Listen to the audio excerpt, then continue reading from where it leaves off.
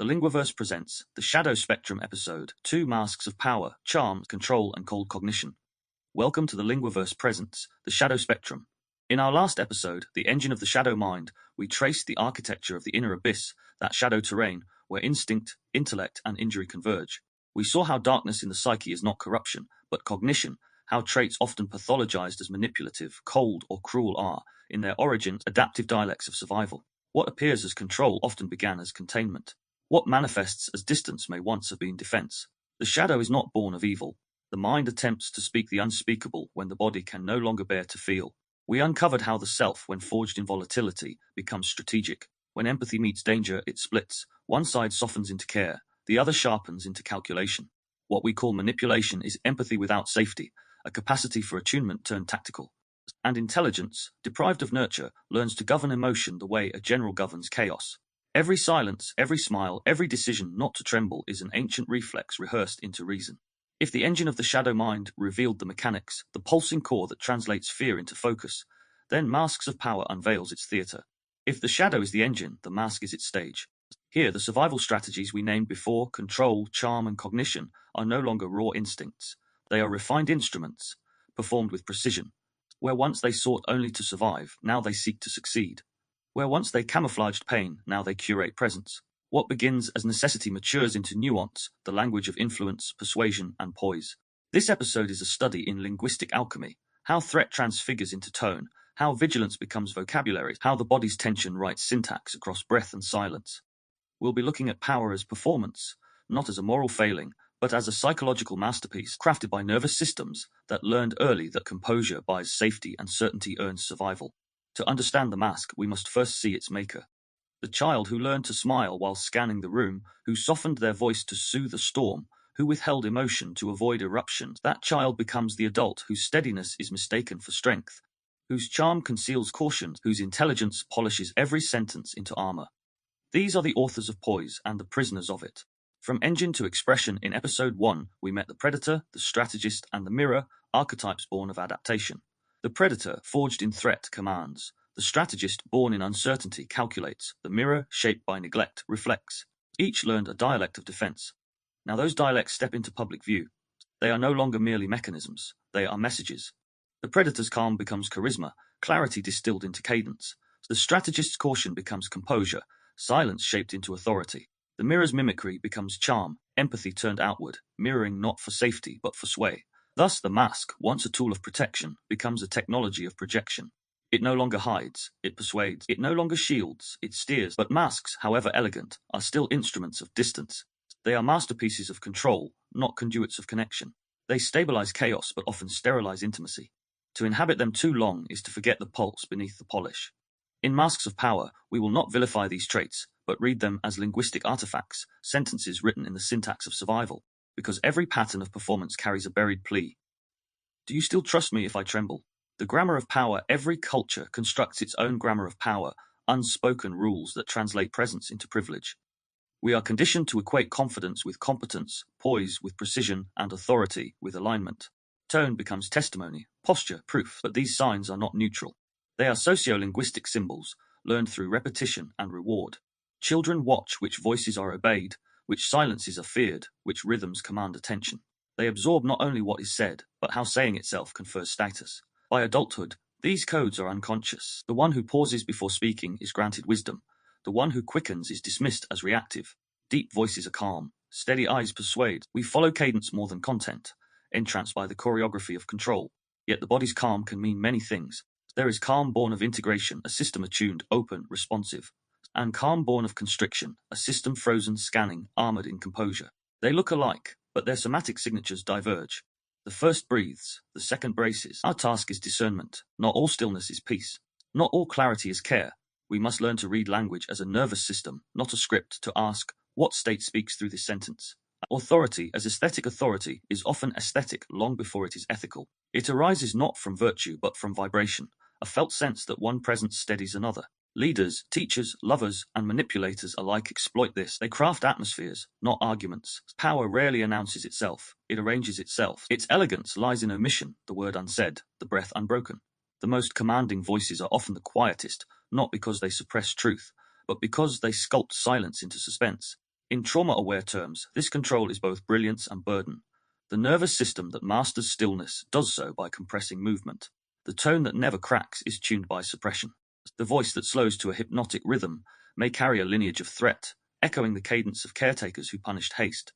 We reward the aesthetic composure, calm certainty, but neglect to ask the deeper question. At what cost? When we celebrate confidence detached from curiosity, we enthrone control as wisdom. When we conflate poise with peace, we mistake repression for mastery. Authority is not evil, but unexamined authority, especially linguistic, can colonize subtlety.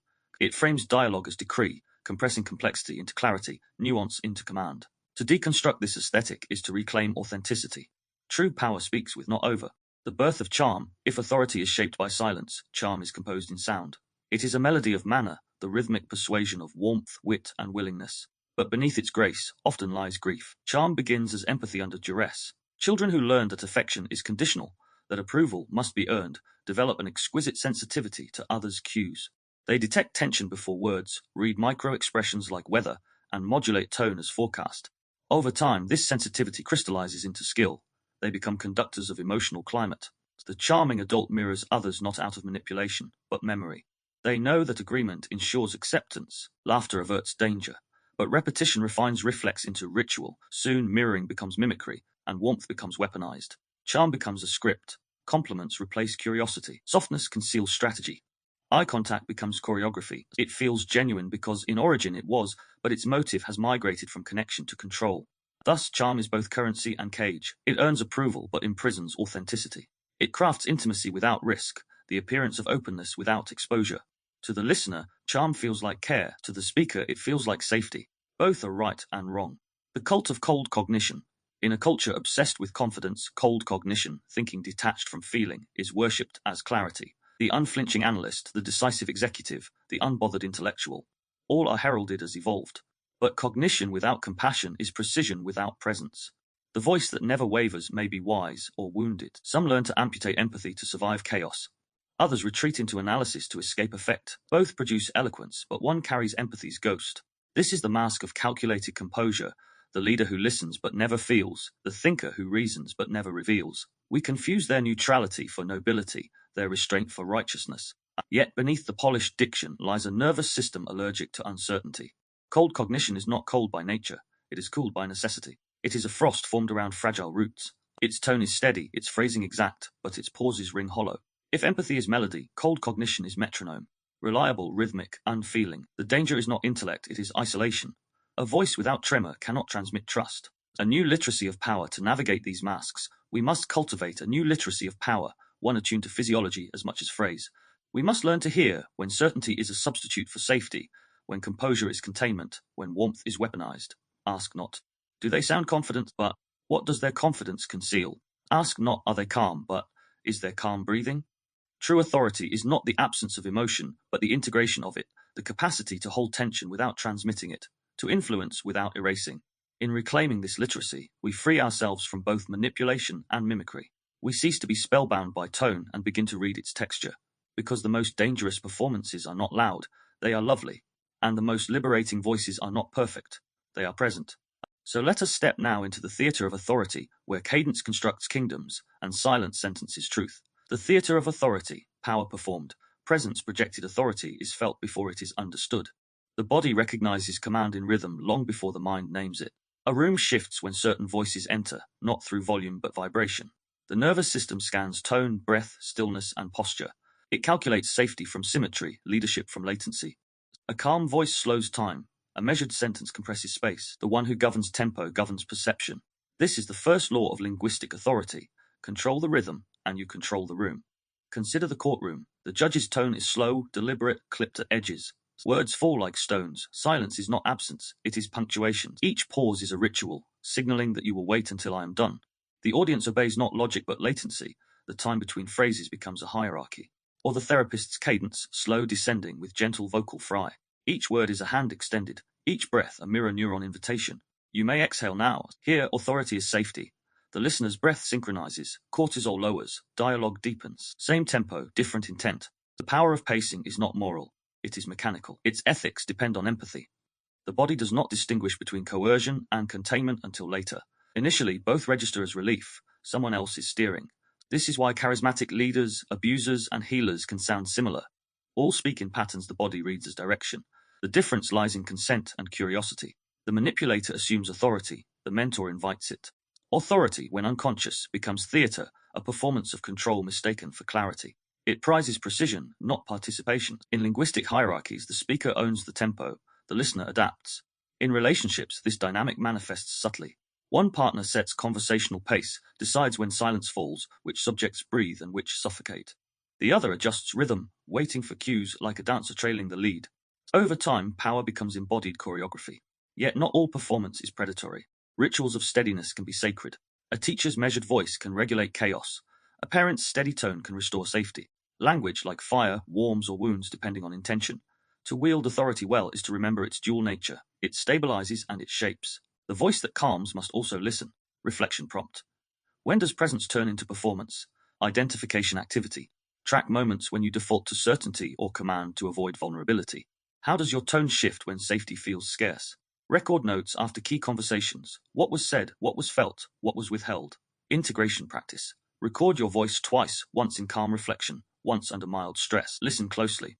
Where does your breath live? How does rhythm change? Authority lives not in words but in timing. Hearing yourself teaches you to trust and temper your own power. Charm as camouflage. The aesthetics of control charm is a language, not a feeling. It is warmth translated into rhythm, the orchestration of tone, timing, and tenderness for a specific outcome, safety. It is not the opposite of honesty. Rather, it is honesty wrapped in design. Where authority commands attention through volume and stillness, charm invites it through melody and motion. Both seek influence, one through fear, the other through familiarity. If authority is the art of gravity, charm is the art of grace, yet both, at their core, are syntaxes of survival. In the theatre of authority, we explored the overt structures of linguistic power, the deliberate pacing, the poise, the breath control that anchors hierarchy and steadies perception. But influence does not always wear the armor of composure. Sometimes it glides, smiles, softens. Charm is persuasion disguised as warmth, a syntax of seduction engineered to lower defenses. The word charm itself comes from the Latin carmen, meaning song or spell. In medieval usage, a charm was an incantation, a linguistic enchantment that bent the invisible toward one's will. In the social and psychological sense, the term has retained its magical residue. Charm enchants cognition, bypassing logic in favor of limbic resonance. To understand charm as camouflage is to view it as linguistic choreography, gestures of speech that soothe while steering, harmonizing to disarm. It is the poetic function of language, Jacobson, 1960, reimagined as an interpersonal technology, rhythm and repetition shaping feelings, not meaning. In systemic functional linguistics, Halliday's interpersonal metafunction, 1978, names this same process. Language not as a vehicle of information, but as a negotiation of relationships. Charm, then, is grammar built for belonging. Every charming phrase is a bridge between two nervous systems. It operates beneath awareness, beneath semantics, beneath even intention. It is the acoustic version of a reassuring hand, an auditory limb reaching into uncertainty, whispering, "You can relax now." But like all adaptive instruments, charm carries both medicine and manipulation. Its aesthetic of control lies not in what it says, but in what it prevents. By wrapping tension in tenderness, it maintains harmony, even when truth trembles underneath. Charm's grammar is gentle but exact. Its phonology favors fluid consonants, softened vowels, rising intonation. Its syntax hedges cushions and cushions again. Maybe we could. I just thought, if it's not too much trouble, these aren't merely habits of speech. They are somatic negotiations, signals to the listener that safety is being curated. And yet, in curating safety, charm often suppresses sincerity. When the nervous system equates exposure with danger, charm becomes the only safe register. To be kind is to be in control. To be warm is to be protected. This is the charm's paradox. It creates comfort by concealing the conditions that require it. To charm is to manage meaning through modulation. The self becomes conductor, the voice its instrument, and harmony its highest ethic.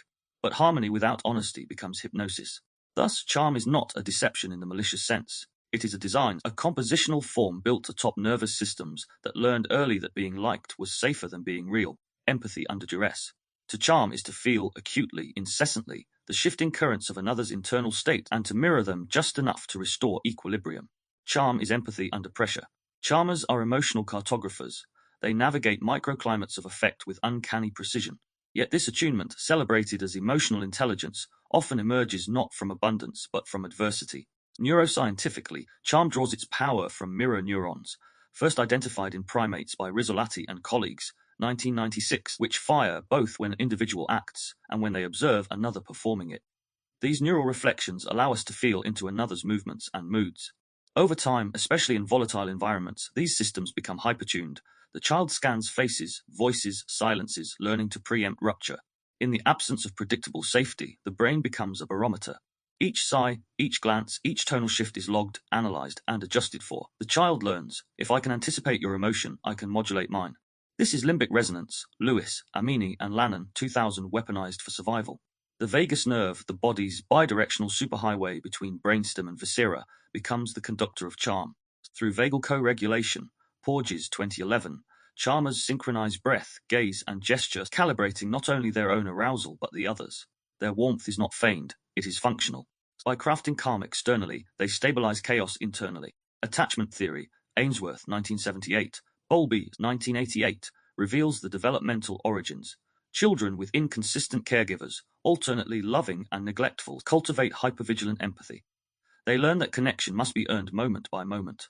Charm becomes their currency, care their commodity. In adulthood, this manifests as the fawn response, Walker, 2013, the compulsion to please as preemptive protection. Unlike fight, flight, or freeze, fawning does not flee from danger.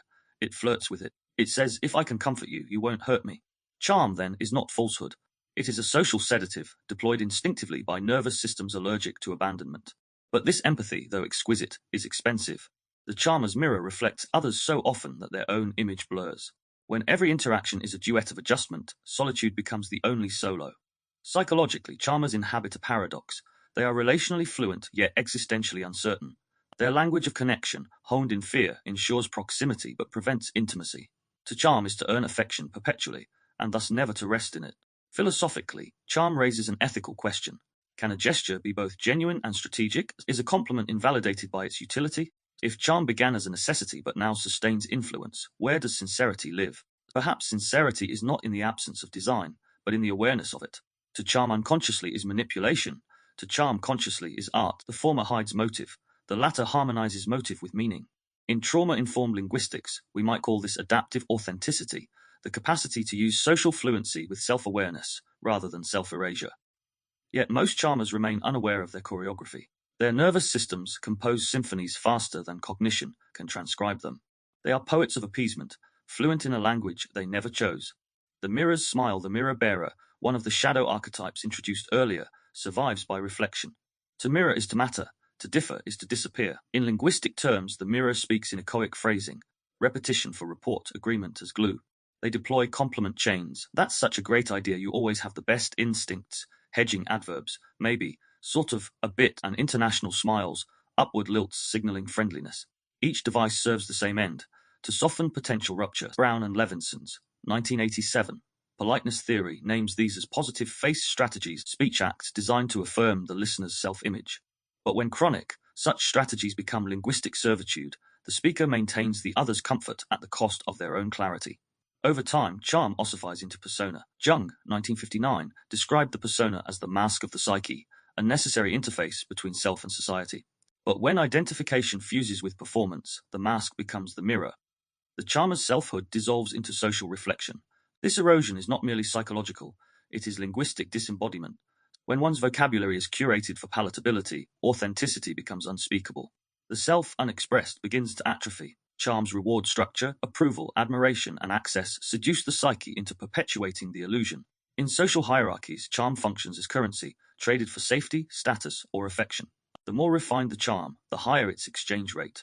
But charm's economy is unstable. Its value depends on demand. To exist only as adored is to live on credit, a self-mortgage to the moods of others. The mirror's tragedy is not deception but depletion. They are loved for their reflection, not their radiance. Seen everywhere, known nowhere. Linguistically, the antidote lies in assertive syntax, declarative statements that anchor identity. I think, I feel, I prefer. Such structures restore agency to articulation, converting echo into expression.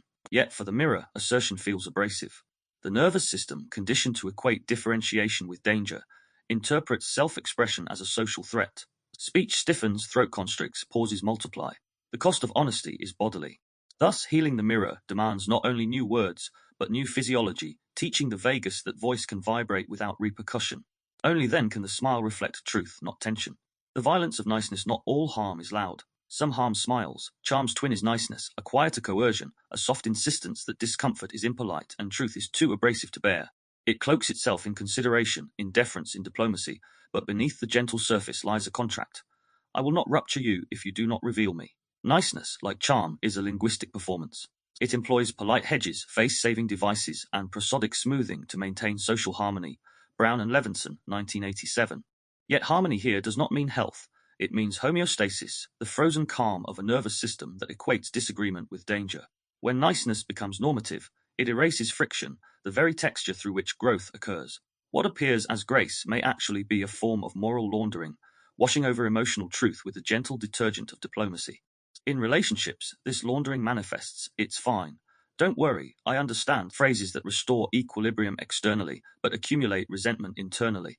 Sociologist Ali Hochschild, 1983, coined the term emotional labor to describe the management of feeling as part of one's social role. Charmers and nice individuals perform emotional labor as linguistic labor, shaping sentences to soothe, modulating tone to mend. They become artisans of accommodation, trimming authenticity to fit another's comfort. Philosophically, this is the violence of the velvet glove, a harm committed not through overt suppression, but through mutual avoidance of reality. Niceness is not the absence of cruelty. It is cruelty's quiet collaborator. It rewards repression with approval. From a cultural lens, niceness is often gendered. Femininity, across many societies, is conditioned toward warmth, agreeability, and deflection. Masculinity toward charisma, charm, and strategic humor. In both, charm becomes a compulsory performance. When emotional honesty is read as volatility, the individual learns to camouflage truth beneath tone. From a racialized perspective, marginalized groups are often expected to perform pleasantness, to navigate dominant spaces safely, a sociolinguistic phenomenon scholars term code switching. Hill, 2008. Charm becomes survival. Thus, niceness is rarely benign. It is a neutralized, weaponized conflict disguised as courtesy. It whispers, peace at any price, and the price is presence. In trauma-informed linguistics, this pattern aligns with appeasement responses. Levine, 2010, Physiological Strategies of Pacification Under Perceived Threat. The polite tone is not pretense but protection. The softened consonants, the upward intonation, the surplus of thank yous, each a nervous system offering a plea for safety disguised as style. The body of the nice person is often tight beneath the smile. The diaphragm constricted, shoulders subtly raised, micro-muscles monitoring for micro-reactions. In this way, niceness is not character, it is choreography. In conversation, niceness operates as linguistic anesthesia. It dulls emotional sensation, postpones rupture. Yet what is postponed is not prevented. Truth deferred returns as distance. The antidote to niceness is not cruelty, but clarity. Clarity restores dignity to dialogue. It affirms both self and other as resilient enough to meet reality. In NSL, nervous system language, clarity sounds slower, steadier, with fewer qualifying phrases and more anchored declaratives. The voice deepens, breath descends, syntax simplifies. To speak clearly is to trust the body, to believe that rupture will not ruin, that truth will not exile. The pleaser, controller loop charm, when unexamined, often becomes entangled in a feedback loop of codependence, one that unites the pleaser and the controller in a dance of unconscious regulation. The pleaser governs through softness. The controller governs through structure. One soothes to stay safe, the other commands to stay secure. Together, they form an emotional circuit. Approval flows one way, validation the other. This loop is not inherently malicious, it is mechanical. It arises from attachment asymmetry. One nervous system seeks harmony through appeasement, anxious preoccupied, the other through control, avoidant dismissive. The loop sustains itself on misrecognition. Each believes they are giving love, each feels unseen. Let me illustrate through a lived moment. Personal reflection scene. After the argument, the room was still charged, the kind of quiet that hums like static before a storm. My body wanted space. My breath sat high in my chest, trapped somewhere between flight and freeze. The argument had ended hours earlier, but the echo of its escalation still pulsed through my sternum. I needed solitude, not to punish, but to self-regulate. My nervous system, overstimulated, had tilted into sympathetic overdrive. Racing thoughts, tense jaw, elevated heart rate. I knew my threshold. I'd reached it. What I needed was stillness, time to let adrenaline dissolve, to re-establish a sense of safety within. But as I stepped away, they stepped closer. The moment I turned inward, they turned outward, reaching, grasping, performing. The energy shifted. Their tone softened, eyes widened, voice lilting upward into apology. Words dripped with sweetness. Then a sudden brightness, a joke, a gentle tease, a kiss offered mid-sentence. Soon after, the gestures changed. Clothing, chosen not for comfort, but for allure. A brush of perfume that hadn't been worn earlier. Later, an offer. Let me buy you something, something special. Each act glittered with generosity, but my gut felt heavy. What appeared as affection felt, to my body, like appeasement, a strategic tenderness designed to smooth the rupture, not repair it. Inside me, two systems collided. My ventral vagal network, the circuitry of connection, wanted to soften, to respond. Yet my sympathetic system still braced, scanning for sincerity. I could feel my breath split, half wanting to reach, half holding back. This is the paradox of charm in conflict. Its gestures speak of care, but its timing betrays its tension. What I felt was not intimacy, but anxiety disguised as affection. From their side, the pattern was likely unconscious. Beneath the sudden sweetness, a storm of fear, abandonment alarms ringing, cortisol surging, the limbic system. Score 2012, scrambling to reattach. Seduction was not manipulation, it was management. By becoming irresistible, they regained control over the uncontrollable. Me leaving. This is charm as regulation, a neuropsychological reflex born from attachment trauma. When faced with disconnection, the body deploys beauty, gifting, or grace to lure back safety. The intent is not deceit, it is survival. Yet for the receiver, in this case me, such gestures can feel violating, precisely because they bypass emotional accountability. The charm smooths the surface, but leaves the fracture sealed, not healed. The unresolved tension lingers, unspoken beneath the perfume. Philosophically, Martin Buber, 1958, would call this an I-it interaction, relating not to the person, but to the desired outcome. The relationship becomes instrumental. Charm in this moment transforms dialogue into theatre, each act scripted to steer, not share. Psychologically, Gottman's 1999 research on repair attempts in conflict shows that resolution requires attunement, not appeasement. Effective repair involves acknowledgement of hurt, mutual regulation, and re-entry into dialogue. In the pleaser, controller loop, charm replaces all three. It becomes the shortcut that never truly arrives. From a linguistic lens, charm post-rupture adopts a distinct prosody. Softer consonants, musical tone, excessive diminutives, baby, sweetheart, repeated affirmations, I'm okay, you're okay, and non-verbal scripting, touch, laughter, visual appeal.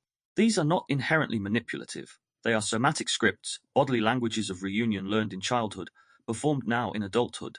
But when such scripts are used instead of repair, they transform connection into compliance. The listener's body reads the mixed signal, the contradiction between tone and truth, and being able to relax.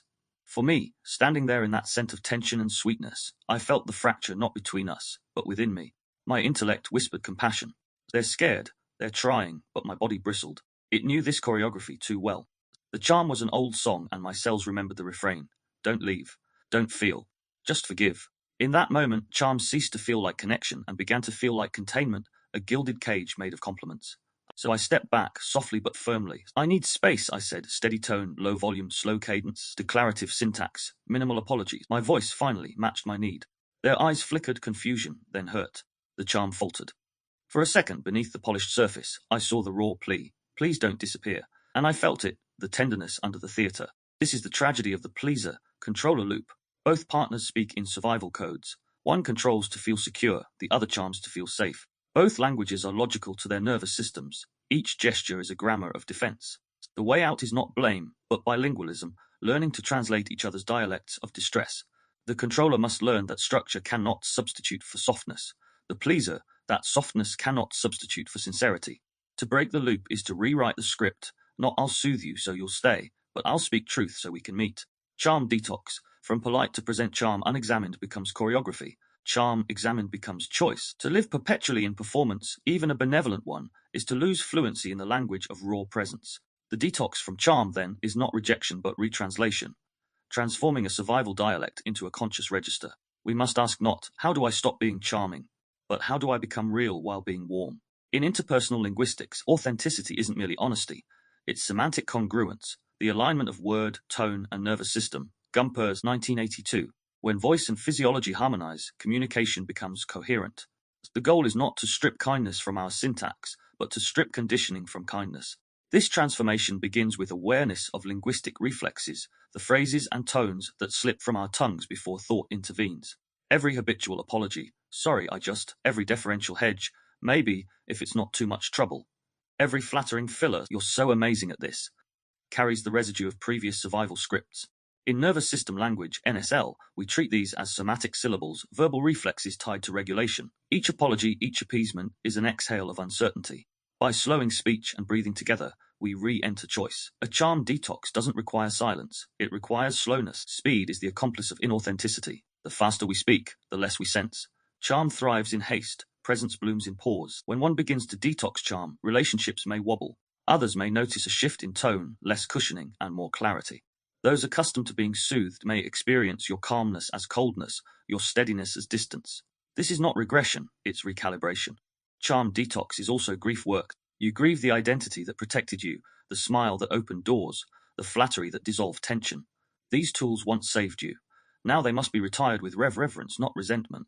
From a neuroscientific view, this process involves retraining the ventral vagal complex, Porges, 2011, to tolerate mild dissonance, learning that authenticity won't rupture the connection. Each time you voice a need without apology, your vagus learns safety in selfhood. Each time you let silence stand, your system rewires expectation. Safety can be still, not just soft. From a psychological angle, this mirrors the shift from an external locus of safety, others' approval, to an internal locus of safety, self-trust.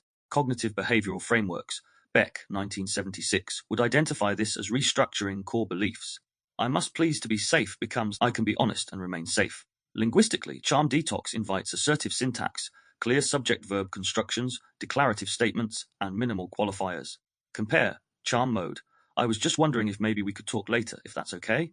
Clarity mode. I'd like to talk later. Does that work for you? The latter holds space for the other without surrendering self. This linguistic recalibration restores mutuality. Whereas charm or niceness imply asymmetry, one modulating for the other, clarity signals equality. Both nervous systems are accountable for their regulation. In NSL practice, one might rehearse micro-clarities, brief, grounded utterances that pair cognitive statements with a somatic anchor.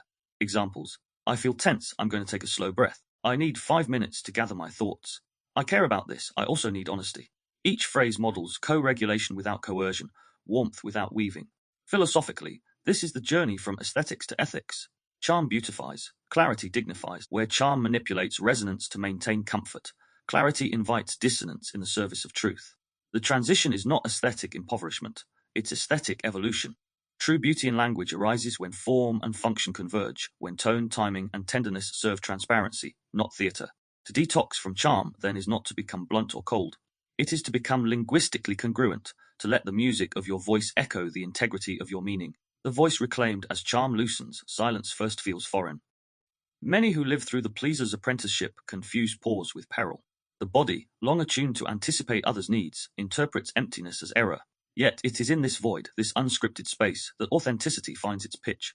The reclaimed voice is not loud. It's low, rooted, resonant. Its warmth is steady, not sugar-coated. Its kindness is voluntary, not reflexive. It breathes more than it bargains. Speech shifts from melodic mimicry to anchored articulation. Tone descends, pacing slows, consonants firm. The lexicon of flattery thins, the grammar of grounding thickens. Words like think, feel, need, trust, and wait return to circulation, each syllable reclaiming agency. From a developmental lens, this marks the transition from fawn cognition to sovereign cognition, moving from other reference to self-reference processing. The inner monologue rewrites. How do I make them comfortable? Becomes what truth sustains both of us. In linguistic anthropology, this shift parallels what Delheims, 1972, termed communicative competence, not merely knowing how to speak, but when and why. Charmers, once fluent in politeness, now cultivate presence literacy, the discernment to know when words help and when they hide.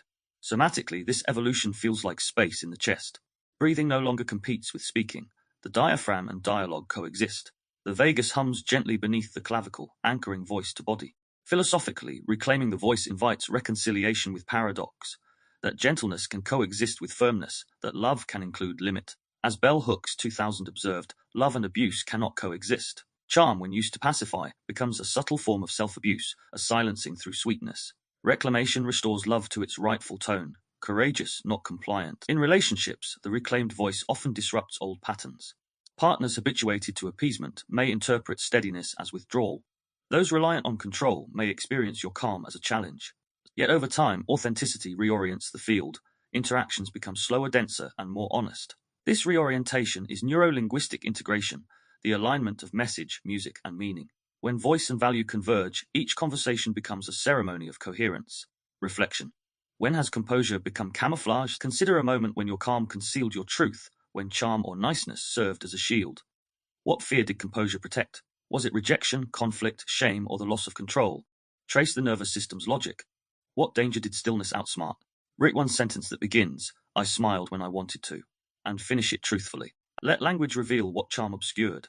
Identification activity. The grammar of influence. Revisit a recent conversation where you felt subtly steered by flattery, timing, tone, or tenderness. Identify 3 phrases or gestures that lowered your guard. Note the linguistic mechanics. Was it repetition? Agreement? Soothing prosody? Reflect on your body's response. Did your breath shallow, muscles soften, cognition slow?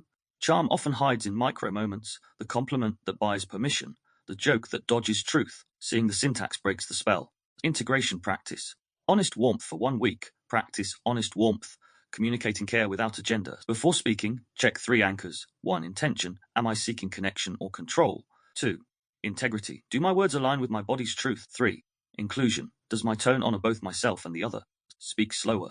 Allow silence. Let kindness come from calm, not compulsion. Observe how authenticity alters resonance. Warmth becomes weight. Charm becomes clarity. In reclaiming warmth from weaponization, you restore it to wisdom. Charm detox is not a rejection of grace, but its graduation from camouflage to communion. Next, we step beyond the velvet glove into the iron grammar beneath. In The Predator and The Puppeteer, we enter the architecture of cold cognition, where command and calculation speak fluently and empathy becomes an optional dialect. We'll explore the predator, psychopathic, voice, command clarity, and the absence of effect. The puppeteer, Machiavellian, voice manipulation through strategy, subtlety, and suggestive phrasing. Their shared language, control through calm, persuasion through precision. How both archetypes exploit empathy gaps and emotional asymmetry, converting understanding into influence. We'll ask what happens when fearlessness drifts into callousness, when logic becomes law, and when the still voice in the storm no longer soothes, but steers. In this dialogue of darkness, we'll learn to listen not for volume, but for vacancy, the silence between syllables where motive hides. The predator and the puppeteer, psychopathy and Machiavellianism in dialogue. Where charm once sought belonging, control seeks balance. The psyche, weary of uncertainty, begins to sculpt speech into strategy. Language ceases to be a medium of mutuality, it becomes a mechanism of mastery. The theatre of cold cognition. In the shadow spectrum, 2 voices speak this dialect fluently, the predator and the puppeteer. Each is fluent in control, but their grammars diverge. One commands, the other calculates. The predator, archetype of the psychopathic spectrum, embodies clarity without conscience. Its syntax is direct, declarative, and emotionally barren. The tone is level, pitch low, cadence slow, a physiological mirror of low autonomic arousal. Blair, 2005. This is not calmness born of peace, but neutrality born of neurological distance. The puppeteer, shaped by Machiavellianism, thrives on subtlety, manipulation disguised as mediation. Its speech is conditional, recursive, filled with modal verbs and contingencies. If we do this, then maybe they'll. Language becomes chess. Every clause a calculated move. Christie & Gase, 1970. Both archetypes occupy what psychology calls cold cognition, a mode of reasoning detached from emotional interference. Koenig et al., 2007. Their speech acts, Austin, 1962, prioritize outcome over empathy, structure over sentiment. But to understand them purely as villains is to miss their origin. The predator and the puppeteer are not born in malice, but molded in imbalance. One learned that feeling was fatal, the other that truth was tactical. Both evolved in ecosystems where connection required control. Language became their armor and later their art. The predator's grammar command without conscience. The predator's voice is a linguistic blade, sharp, economical, unflinching. Its communication style reflects instrumental empathy, understanding others not to bond, but to bend. Hare, 1999. In conversation, predators favor low-context speech, explicit directives, minimal elaboration, and high certainty. Their tone conveys cognitive dominance, a composure that unsettles. This is the prosody of hypoarousal, low physiological response to threat, producing steadiness mistaken for strength. Glenn et al., 2009. A simple statement, that's irrelevant, carries the weight of law. The language is stripped of softeners, no hedges, no apologies, no modal uncertainty. Their authority lies not in aggression, but in absence of doubt, of warmth, of reflexive empathy. Neurologically, studies reveal that psychopathic traits correlate with reduced amygdala reactivity during affective processing. Blair, 2005. Emotion is recognized but not resonated. Thus, linguistic response is analytic, not attuned. Consider a confrontation. You're overreacting. That's not logical. Let's move on. Each phrase redirects, dismisses, or concludes. The predator's voice closes circuits. It does not co-regulate. From a nervous system lens, this is not malevolence but misattunement. The predator's physiology does not mirror distress. It analyses it. Emotional data is stored, not shared. The result, a cognitive empathy without compassion. Philosophically, this voice reflects stoic absolutism without moral ballast, the belief that detachment equals discipline. Yet in human exchange, such stillness becomes sterile. Linguistically, the predator's grammar values finality. Sentences end decisively, pauses are tools of dominance, and silence becomes punctuation. Their verbal precision mirrors executive control dominance, prefrontal systems overriding limbic influence. Koenigs et al., 2007. In relationships, this manifests as emotional unilateralism. Conversations orbit their logic, not shared effect. Requests for empathy are reframed as inefficiency. Tears are interpreted as tactics, and yet within this void lies a peculiar honesty. The predator rarely deceives through warmth. Their manipulation lies in omission, not ornament. Truth is told without tenderness, a scalpel without salve. Their greatest linguistic gift, composure, doubles as camouflage.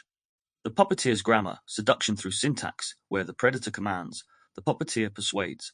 This archetype wields strategic empathy, emotional understanding deployed for influence. Jones and Paulhus, 2014. Their tone is melodic, phrasing fluid, syntax serpentine. The puppeteer speaks in conditionals and concessions. I see your point, but what if? We could do that unless. I just want what's best. Each clause invites, reframes, redirects. This is conversational aikido, using others' momentum to steer direction. Linguistically, their speech features. Modal verbs, could, might, should, lead to suggestive uncertainty that lures compliance. Embedded clauses lead to complexity that clouds clarity. Flattery and mirroring lead to rapport built through mimicry. Chartrand and Barg, 1999. Psychologically, Machiavellianism correlates with high cognitive empathy and low affective empathy. Jones and Figueiredo, 2013. They read emotion but do not resonate. They manipulate meaning, not malice. From a nervous system view, their regulation is hypervigilant but composed. Sympathetic arousal concealed beneath ventral vagal poise. The body senses threat, the voice sells trust. Their charm is precision-tuned, warmth modulated by motive. Where the predator says no, the puppeteer smiles. Yes, if. Compliance camouflaged as choice. Philosophically, this archetype mirrors sophistic rhetoric, persuasion detached from principle. Plato, Gorgias. Truth bends to triumph. In relationships, the puppeteer thrives in ambiguity. They create linguistic fog. Clarity breeds accountability. Vagueness sustains advantage. Conversations end in mutual agreement, yet only one leaves aligned. Their grammar is inclusive in form, exclusive in function. They speak of we, but mean me. Where the predator's silence dominates, the puppeteer's speech decorates, each word an ornament concealing intent. The empathy gap, where meaning becomes manipulation. Both archetypes exploit what linguists call asymmetrical alignment when one interlocutor's emotional investment exceeds the other's. Clark, 1996. In dialogue, empathy is currency. Imbalance breeds debt. The more one feels, the more one yields. Predators and puppeteers leverage this asymmetry through bluntness or benevolence. This dynamic mirrors the power law of persuasion. Control resides where emotional labor is least. Keltner, 2016. The less reactive party dictates rhythm, topic, and tone. Neuroscientifically, empathy imbalance activates divergent circuits. Predator, low insular activation leads to muted interoception. Decity, 2010. Puppeteer, high temporoparietal junction. TPJ, activation leads to cognitive modeling of others. Zaki and Oxner, 2012. Thus, one feels little, the other feigns much. In linguistic praxis, this appears as interruptions. Predator lead to reclaiming control. Reframing puppeteer led to redefining terms mid-conversation. Strategic silence, both, leads to creating interpretive pressure. Each tool repositions the power center. The target, uncertain of footing, over-explains, giving data for further manipulation. Emotionally attuned individuals often misread this composure as compassion. Calmness in trauma survivors signifies safety. Here it signals strategy. The lesson, not all poise is peace, personal reflection. The scene seduction after storm. It happens after conflict, the air still thick with static. I withdraw to regulate, to find breath beyond argument. My body hums with sympathetic tension. My chest holds unspoken need. Then the turn is familiar, almost ritualistic. The tone softens, eyes widen, voice slows. Hands trace circles, gentle invitations. Clothes shift, brighter, looser, more revealing. A visual plea for reconciliation. I hate when we fight like that. You know, I just want us close. Flattery follows friction, a sensory pivot from cortisol to dopamine. They offer gifts, affection, promises of calm. Each gesture calibrated to melt defenses, not meet them. My body registers confusion. Breath slows, pulse quickens. The vagus nerve is caught between withdrawal and approach. I sense the seduction's symmetry. Beneath their allure lies anxiety appeasement as attachment regulation. Score, 2003. Their system seeks repair through reward. Mine seeks repair through rest. The linguistic choreography unfolds. Tone, low, lilting, parasympathetic mimicry. Pacing, slow, rhythmic, entraining attention. Lexicon, affection-laden, baby, sweetheart, us. From a psychological lens, this is intermittent reinforcement, tension relieved through intimacy. Skinner, 1953. It deepens dependence, not trust. Philosophically, it is eros as control, desire weaponized as detente. From the Predator Puppeteer dyad, both patterns appear. One seduces through stillness, the other through softness. Both convert emotion into influence. And in my silence, I recognize the pattern.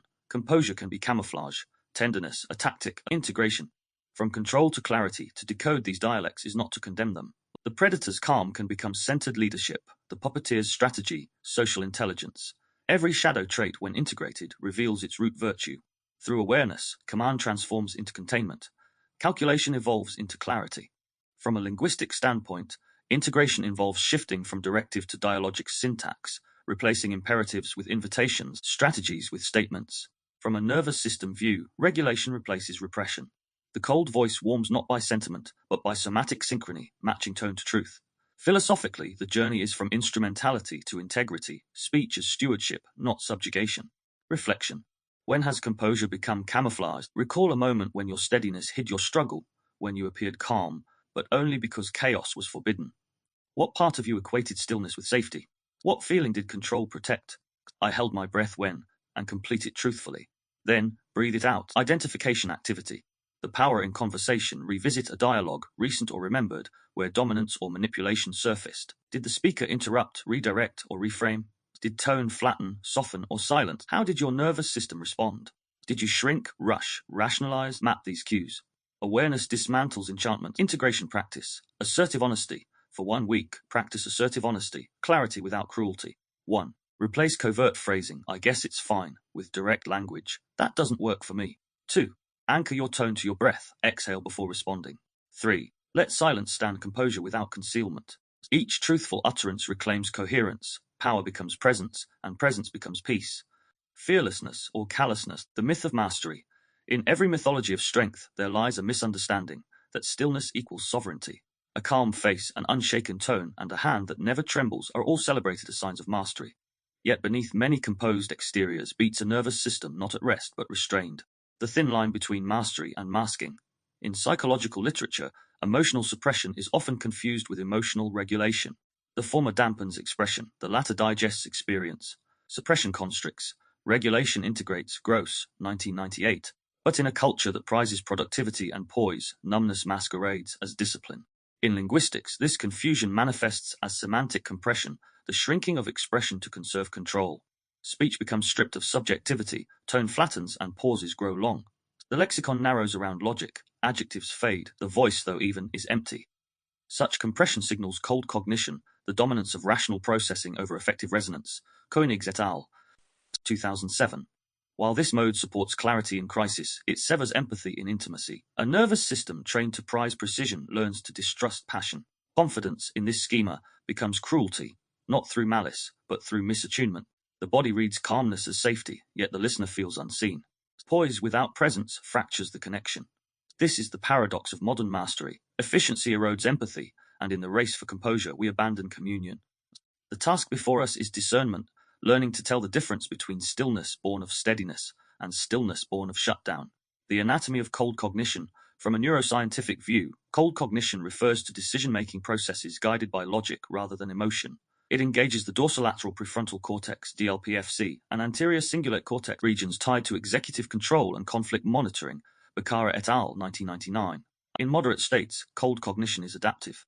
It allows surgeons to operate under pressure, pilots to fly through storms, and negotiators to stay composed amidst conflict.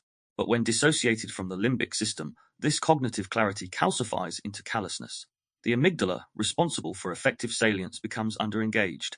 The insula, which maps interoceptive awareness, heartbeat, breath, and emotion, falls silent. Craig, 2009. The result, decisions divorced from the body's wisdom. Somatically, this looks like reduced facial expressivity, the mask of mastery. Flattened prosody, monotone or overly measured pacing. Minimal gesturing, limbs still, posture rigid.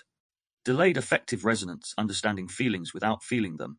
In conversation, this manifests as hyper-rational responses to emotional disclosure. You're upset, but let's be objective. I understand how you feel, but that's not logical.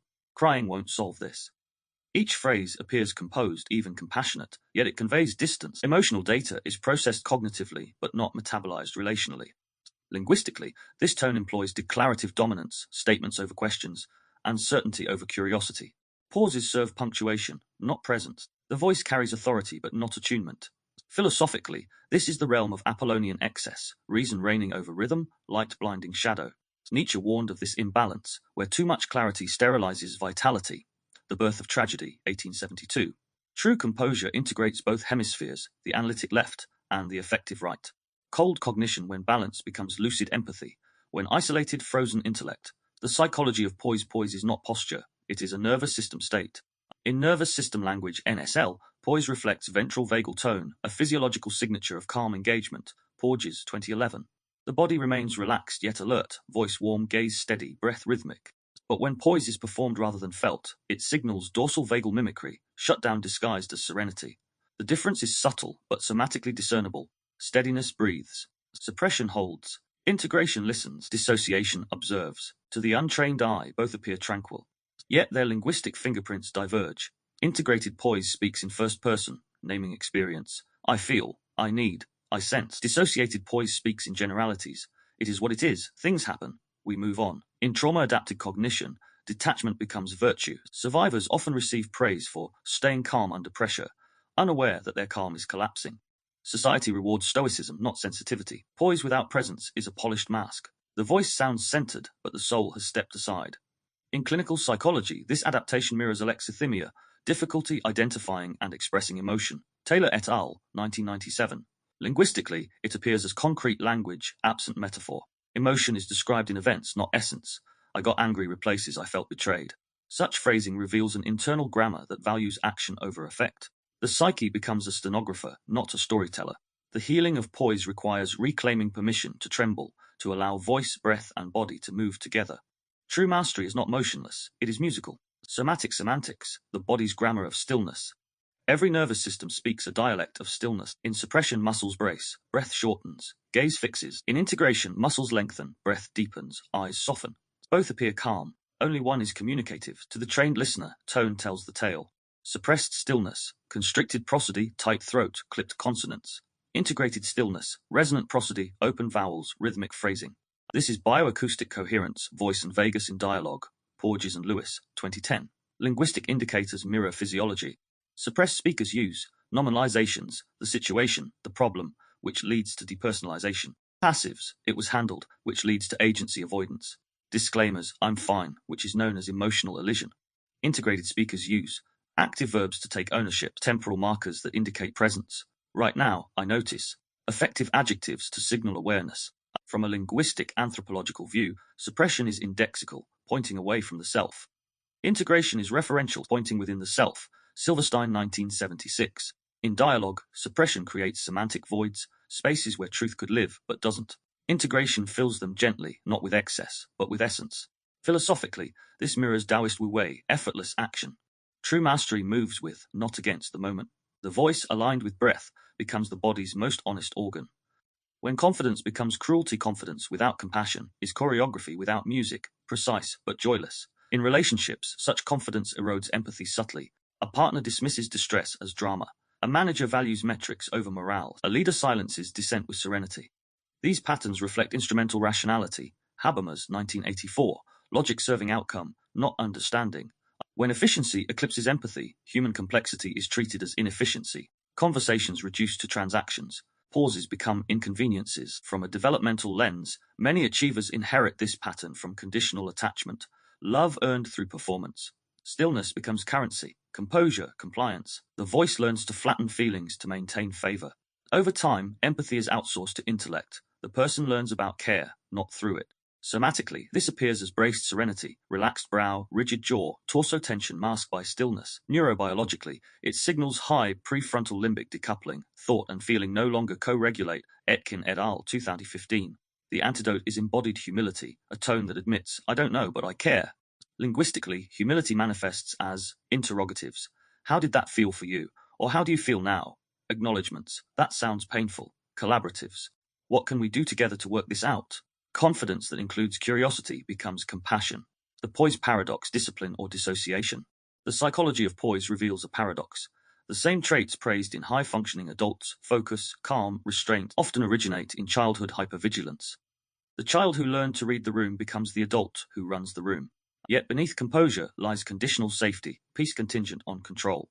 This adaptation, while socially rewarded, constrains emotional range. The voice learns to silence tremor, the face to forbid frown. In psychoanalytic terms, this is the false self, Winnicott, 1960, an identity crafted to preserve attachment. The adult self continues to conflate suppression with strength. Linguistically, dissociative poise relies on third-person narration. You just get on with it, and modal detachment, you have to keep it together. Integration reclaims first-person agency. I needed to hold myself, but I also needed to feel. From a neuroscientific standpoint, dissociation reflects insular deactivation, the cortical silence of sensation, Lanius et al., 2010. Poise in this form is absence, not awareness. To transmute discipline into integration, one must resensitize the self, inviting tremor, texture, and tenderness back into tone. Poise becomes porous, strength becomes supple. Warm composure. The language of integrated strength to embody warm composure is to balance clarity with care, logic with listening. It is fearlessness fused with feeling, confidence that coexists with compassion. In NSL, this state emerges when ventral vagal tone synchronizes with prefrontal intentionality, cognition, and connection aligned. The linguistic features of warm composure include slow tempo pacing, which permits perception, open vowels signaling safety, inclusive pronouns, we, together, effective descriptors, this feels steady, I sense calm. Philosophically, warm composure embodies Aristotelian mean, courage between cowardice and rashness. It neither collapses nor controls. In dialogue, it sounds like, I hear you and I'm steady. Let's pause. I want to respond, not react. I can hold this with you. Each phrase balances authority and attunement. Practicing warm composure requires somatic scaffolding. Grounding breath, exhale longer than inhale. Soft tone, release jaw, relax tongue. Open posture, shoulders down, palms visible. This posture of peace communicates presence. From a cultural linguistic angle, warm composure bridges individualist brevity and collectivist empathy, honoring both autonomy and attunement. When strength warms, it ceases to isolate. The voice becomes an invitation, not an instruction. Reflection. Where have you mistaken numbness for strength? Recall a moment when steadiness served as a shield. What sensation did you silence? What softness did you sacrifice for safety? Write one sentence beginning, my calm was really, and finish with the truth your body remembers. Identification activity, calm or control. This week, observe one interaction where composure felt controlling. Ask, was my breath fluid or fixed? Did my tone invite or instruct? Was I aware of warmth or merely withholding reaction? Distinguish awareness, integration, from avoidance, inhibition. Integration practice. Warm composure practice warm composure through 3 anchors. 1. Grounding breath in for 4, out for 6. 2. Soft tone drop pitch, widen vowels. 3. Open posture, uncrossed limbs, steady gaze. Speak one truth daily in this state. Let steadiness serve presence, not protection. In tracing the thin line between fearlessness and callousness, we've learned that not all calm is courage. Stillness can be sovereignty, or it can be shut down. True strength is not the absence of feeling, but the integration of it, a nervous system steady enough to sense without seizing, and a voice warm enough to lead without wounding. The journey from suppression to steadiness, from control to composure, is one of linguistic evolution, words shifting from armor to alignment, tone evolving from transaction to trust. Every breath reclaimed from bracing becomes grammar for grace. And so we move forward beyond survival and strategy into sovereignty, the semantics of sovereignty, power, integrity, and the language of true authority. Next, we'll explore how true authority is not domination, but alignment, the harmony of clarity and compassion. We'll listen for the sound of integrated power, congruence between voice and value, clarity that invites rather than commands, compassion that coexists with boundaries. Together, we'll rewrite the grammar of control into the syntax of stewardship, where language no longer manipulates but magnifies integrity. Quick reflection. What does rightful power sound like in your voice? Quick identification activity. Draft 2 versions of a boundary, one defensive, one sovereign, and notice the tonal difference. Quick integration practice. Practice linguistic sovereignty. Affirm needs and limits with calm compassion, record and replay to study congruence. From manipulation to mastery, we'll trace the evolution of power once shadow is seen, and the sound of a voice that leads, not through fear, but through freedom. The semantics of sovereignty, from domination to alignment, for millennia, cultures have equated power with magnitude, the raised voice, the lifted sword, the signature scrawled across decrees. Yet true authority seldom thunders, it resonates. Where domination coerces, sovereignty coheres. It gathers rather than grasps. Domination is centrifugal. It projects outward, compelling others to orbit a single will. Sovereignty is centripetal, an inward gravity aligning thought, tone, and action around a moral axis. The first demands obedience, the second inspires accord. Psychologically, domination emerges from compensatory control. K et al., 2009. The psyche overasserts order when it distrusts its own coherence. Alignment, by contrast, reflects an internal locus of safety, confidence that regulation can be maintained without conquest. Linguistically, domination speaks in imperatives. Do this, absolutes, always, never, and zero-sum metaphors win-lose top-bottom. Alignment favors declaratives of intention, I will, conditional openness, if we, then, and inclusive pronouns, we, together. Authority, then, is less a crown than a congruence, the meeting point of value, voice, and vibration. When what one believes, says, and enacts converge, language itself carries weight, power ceases to be performed and becomes perceived. The anatomy of integrated power. Integrated power has three linguistic chambers: congruence, clarity, and compassion. Congruence, the nervous system in syntax. Congruence is semantic integrity, words whose cadence mirrors the body's calm. Neurophysiologically, it reflects ventral vagal activation, Porges, 2011, a regulated state where tone, gaze, and gesture harmonize. In discourse, congruent speakers employ stable prosody, neither monotone nor manic. Embodied verbs feel, sense, choose rather than should, must, need. Temporal precision, anchoring statements in the now, signaling presence. Listeners detect congruence not by logic but by limbic resonance. Coherence feels safe. 2. Clarity, the architecture of intention. Clarity distills complexity without dilution. Cognitive linguistics frames it as optimal relevance. Sperber and Wilson, 1986. Enough detail to inform, none to obscure. Hallmarks include short main clauses joined by transparent connectors, because therefore. Low lexical hedging, replacing maybe, sort of, with measured certainty. Concrete imagery, metaphors drawn from shared embodiment, grounded, balanced. 3. Compassion, resonant rationality. Compassion integrates affect into analysis. Neuroscience locates it in insular ACC coupling, Singer et al., 2004. Empathy circuitry entwined with executive function. Linguistically, compassion softens declaratives into dialogue. From where I stand, instead of you're wrong, help me understand, rather than that makes no sense. When congruence grounds clarity and clarity channels compassion, speech attains moral music, authority that soothes while it steers. Reclaiming agency through honest expression. Agency begins where apology ends. Many inherit a fawn dialect, reflexive deference encoded through modifiers. Just sorry, kind of. Each softener once served survival, appeasement as armor. Yet chronic concession corrodes credibility. The tongue that forever trims itself forgets its native length. Reclamation unfolds in 3 movements.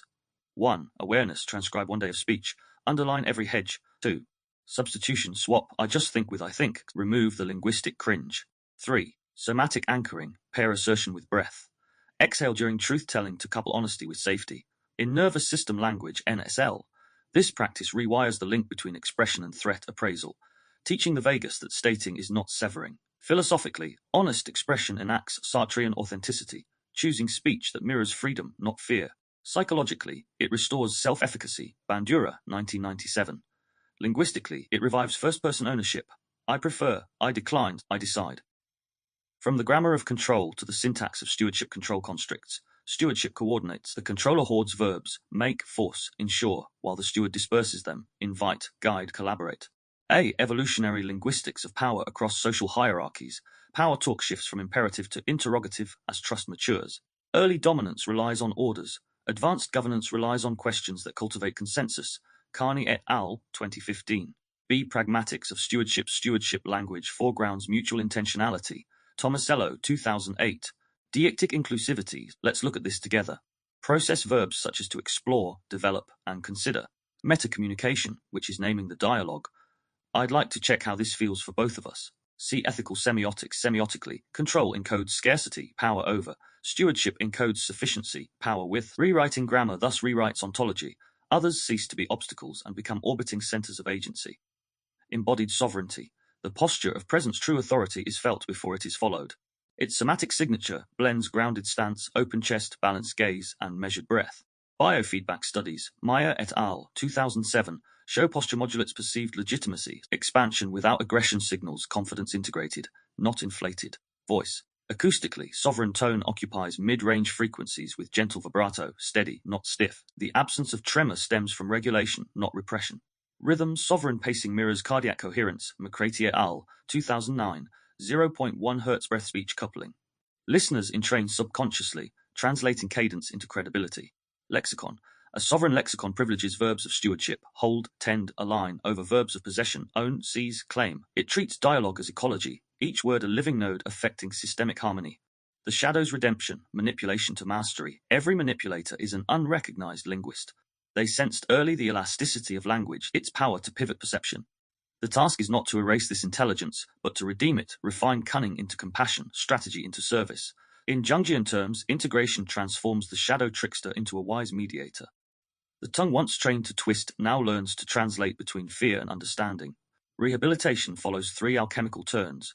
1. Confession, naming the impulse to steer. I wanted you to agree so I'd feel safe. 2. Conversion, redirecting skill from deceit to diplomacy. 3. Consecration, using linguistic insight for collective clarity. Thus, manipulation, when witnessed, matures into mentorship, influence without intrusion. Reflection. What does rightful power sound like in your voice? Speak a boundary aloud, then listen. Does resonance ring or rattle? Record and replay. Attuned to tremor. Power aligned with integrity vibrates evenly across the chest and jaw, firm, not forced. Identification activity. Defensive versus sovereign boundaries. Write 2 versions of one limit.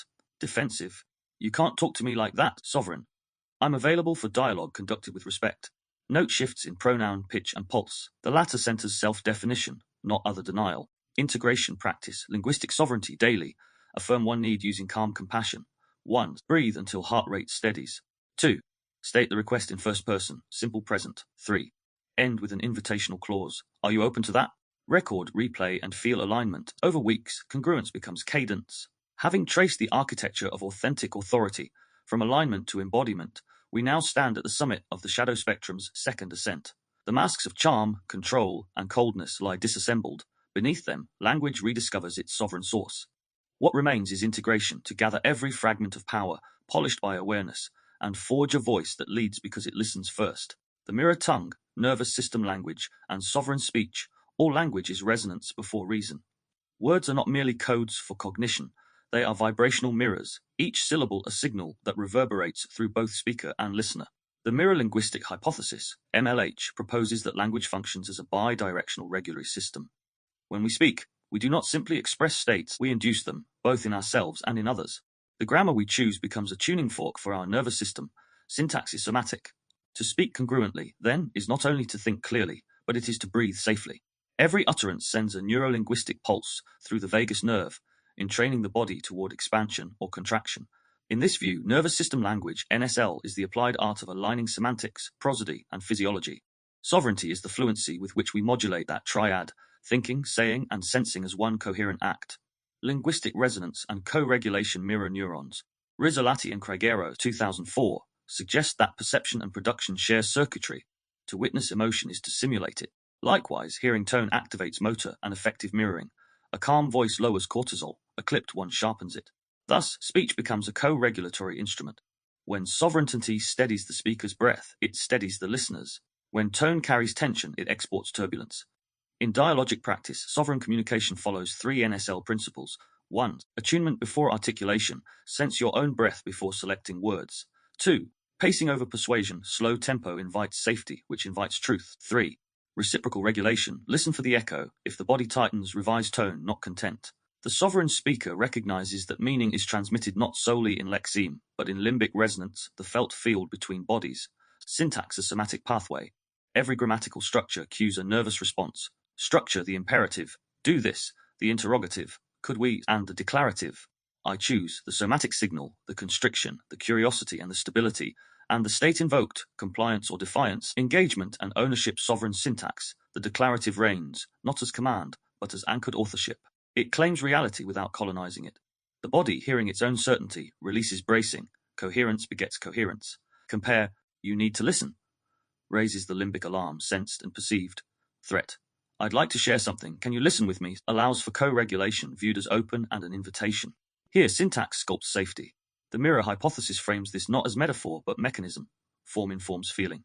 Prosody, the music of meaning. If syntax shapes cognition, prosody sculpts emotion. Pitch, rhythm, and resonance constitute the paralinguistic bridge between thought and soma. Research on effective prosody, Shermer and Kotz, 2006, shows tonal warmth activates insular empathy, while monotony signals withdrawal. Sovereign prosody balances contour and cadence, variation without volatility. In practice, mid-range pitch sustains attention without dominance. Falling intonation signals completion. Rising invites dialogue. Micropauses, 200-400 milliseconds, allow physiological assimilation, breath, blink, and beat. Through MLH, we see these not as aesthetics but as autonomic cues, punctuation for the parasympathetic. Metaphor, and the mirror metaphor is cognition's mirror. Each image maps body to world. Lakoff and Johnson, 1980. Stand your ground evokes skeletal alignment. Speak from the heart centers thoracic resonance. Find your footing engages proprioceptive safety. Sovereign language selects metaphors of integration over those of invasion. Instead of crushing it or nailing the point, we might say bringing clarity or grounding the idea.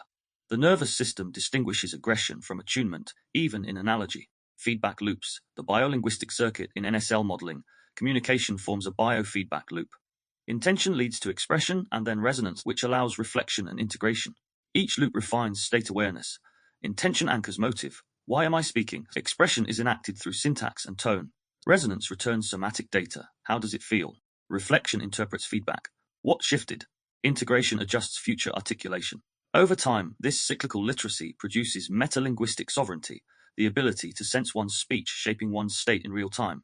The ethics of echo MLH carries moral weight. If words modulate bodies, then speech is stewardship. To weaponize language through gaslight, guilt, or guile is to trespass autonomic boundaries. To wield it wisely is to restore regulation, to leave the listener more centered than found. Sovereign authority thus transcends persuasion. It consecrates coherence. Each utterance becomes an offering. May this phrase free, not freeze. Practice. The mirror minute before crucial dialogue. 1. Mirror breath. Inhale for 4, exhale for 6. Notice tone softening. 2. Mirror phrase. Speak aloud. I intend clarity, not control. 3. Mirror check. Sense chest, jaw, gut congruence or constriction. Adjust syntax accordingly.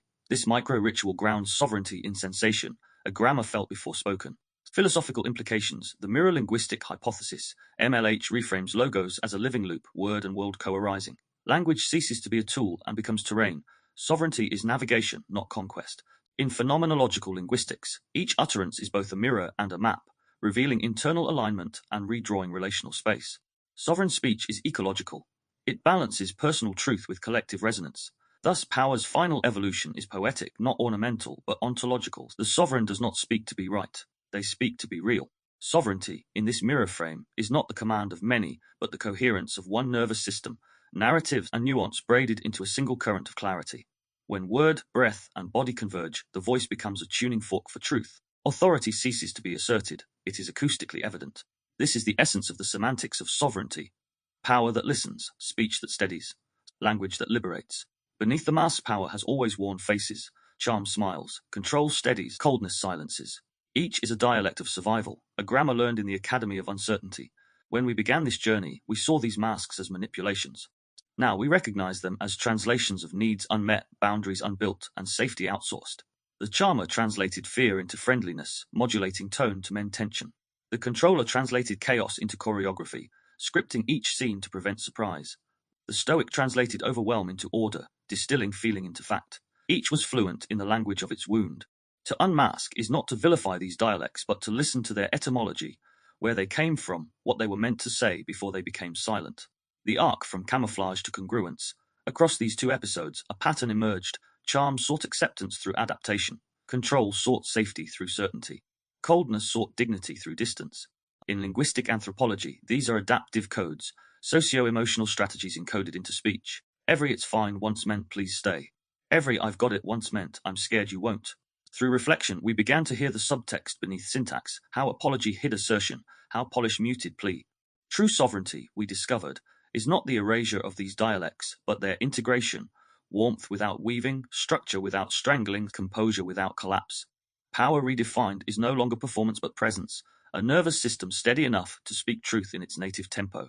Fear or integrity.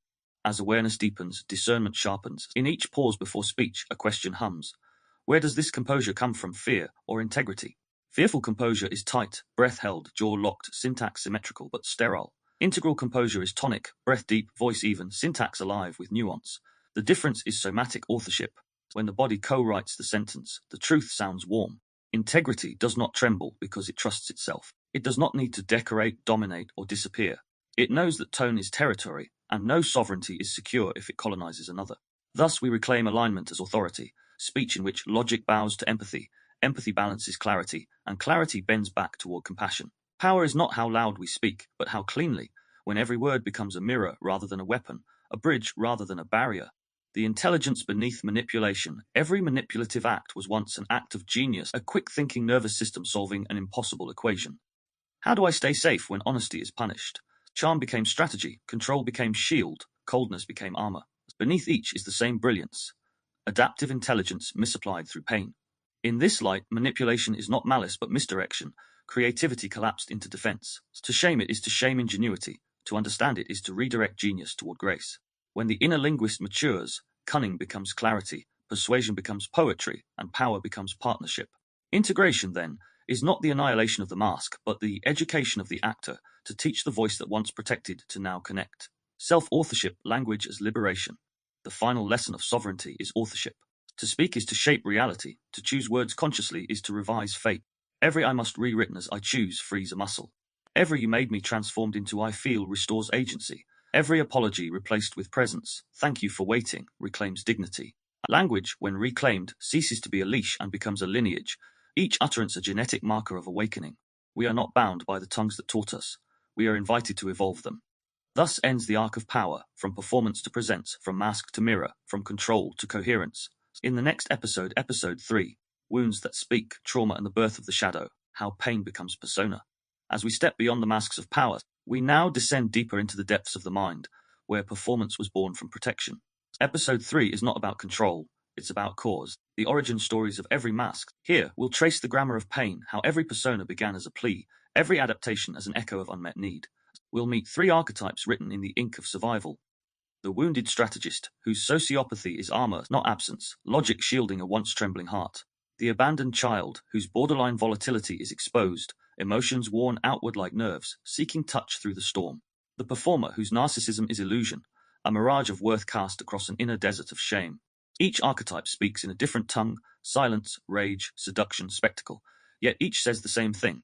Do you see me still? In this descent, we will decode emotional volatility as a dialect of unmet safety. Hear fear of abandonment as a primal prosody, not pathology. Translate the need to be seen into self-witnessing rather than external chase. Through trauma linguistics, attachment theory, and somatic narrative, we'll uncover how identity itself was scaffolded by shock, how the syntax of selfhood grew around fractures of feeling. Reflection prompt. Which emotion did you learn was unsafe to show? Trace its silence. Was it anger forbidden, grief dismissed, joy mocked, fear shamed? Each absent word marks a wound in the lexicon of your aliveness. Practice your emotional alibi journal, the story you tell to justify that emotion's absence. If anger feels dangerous, what narrative excuses its suppression? If sadness feels weak, what script forbids tears? Write the alibi, then rewrite it as a permission slip, because every persona was once a plea, and every wound, a voice waiting to be heard. In episode 3, Wounds That Speak, Trauma and the Birth of the Shadow, we'll reframe pathology, seeing not disorder but design, not damage but life. We'll learn that to heal is not to erase the shadow, but to translate its language back into love. As you move back into the noise of the world, carry this compass. Discernment, not distrust. Curiosity, not cynicism. Integrity, not image. May your voice be slow enough to feel, strong enough to care, and clear enough to be kind. May you breathe before you speak, listen before you lead, and sense before you solve. And may your power be presence, not performance, a sovereignty that steadies others not through dominance, but through dignity.